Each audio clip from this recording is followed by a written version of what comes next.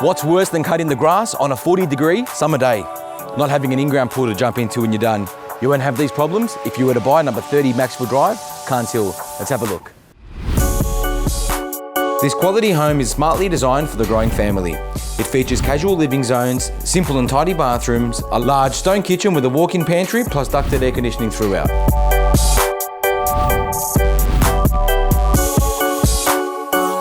Bright and airy, the size of the 4 bedrooms upstairs will not disappoint. The master has its own walk-in robes and private ensuite, while the other bedrooms enjoy good-sized wardrobes. My favourite part of the home is without a doubt the outdoors. The massive alfresco area is ideal for family entertaining while watching the kids in the enticing swimming pool and poolside retreat. This mini oasis is set on a low maintenance block in a peaceful street within walking distance to Carnes Hill Marketplace, Hoxton Park Public School and Brown's Farm Reserve. Don't drop the ball because we're going to drop the hammer. You need to round up the kids, pack the car and come to the next open for inspection.